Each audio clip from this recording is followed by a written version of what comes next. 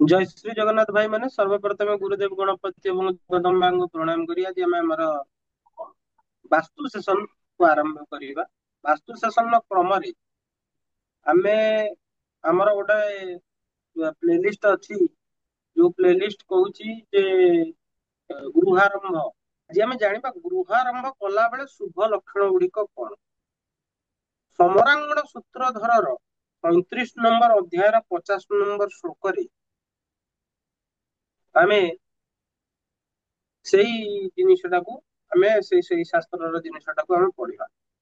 ଯୋଉମାନେ ଜାଣି ନାହାନ୍ତି ସେମାନଙ୍କ ପାଇଁ କହି ରଖେ ସମରାଙ୍ଗଣ ସୂତ୍ରଧର ହେଉଛି ବାସ୍ତୁର ଏକ ପୁରାତନ କ୍ଲାସିକ ମାନେ ଯୋଉଟା କୁହନ୍ତି ମେନ୍ ଗ୍ରନ୍ଥ। ସେଇଥିରେ ଅଛି ଗୋବିପ୍ର ରଥ ନାଗାଢ୍ୟା କନ୍ୟା ରୂପ ବର ସ୍ତ୍ରୀୟ ଶଙ୍ଖ ଦୁନ୍ଦୁଭି ବଂଶାନାଂ ତଥା ଗୀତସ୍ୟ च ଧ୍ୱନିଃ आविर्भवति यद्यस्मिन् अन्यमाने प्रभुस्तदा सततं सुखमाप्नोति शान्ति ऐश्वर्यश्च विन्दते। ଏ ଶ୍ଲୋକଟିର ଅର୍ଥ ହେଉଛି ଶଙ୍କୁ ସୂତ୍ରାଦି ସ୍ଥାପନ ଓ ଖାତାରମ୍ଭ ମାନେ ଶଙ୍କୁ ସୂତ୍ରାଦି ସ୍ଥାପନ ମାନେ ସୂତା ଗୁଡେଇଲା ବେଳେ, ଖାତାରମ୍ଭ ମାନେ ଖୋଳିଲା ବେଳେ ଯଦି ଗାଈ, ବ୍ରାହ୍ମଣ, ରଥ, ହାତୀ, କନ୍ୟା, ରାଜା, ସୁନ୍ଦର ସ୍ତ୍ରୀ ଏମାନଙ୍କର ଦର୍ଶନ ମିଳେ ଏବଂ ଶଙ୍ଖ, ଦୁନ୍ଦୁଭି, ବଂଶୀବାଦ୍ୟ କିମ୍ବା ସୁମଧୁର ଗୀତ ଶୁଣାଯାଏ ତେବେ ସେ ଗୃହରେ ସର୍ବଦା ସୁଖ ଶାନ୍ତି ଓ ଐଶ୍ୱର୍ଯ୍ୟର ବୃଦ୍ଧି ଘଟେ ଯଦି ସେ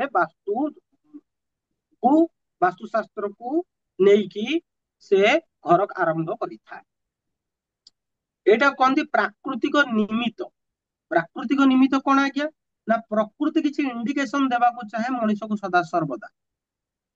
ସେ ଇଣ୍ଡିକେସନ କୁ କୋଉମାନେ ବୁଝିପାରିବେ ଯୋଉମାନଙ୍କର କେତୁ ଷ୍ଟ୍ରଙ୍ଗ ଥିବ। ଯୋଉମାନଙ୍କର ରାହୁ ଷ୍ଟ୍ରଙ୍ଗ ଥିବ ସେମାନେ ପ୍ରକୃତିର ଇଣ୍ଡିକେସନ କୁ ବୁଝିପାରିବେ କାରଣ କେତୁ ନେଚର ବା ମଦର ନେଚର ପ୍ରକୃତିକୁ ବୁଝାଏ। ତେଣୁ ମୁଁ ଆଉ ଥରେ କହି ରଖେ ଯେତେବେଳେ ଘର କାମ ପାଇଁ ସୂତା ଗୁଡା ହୁଏ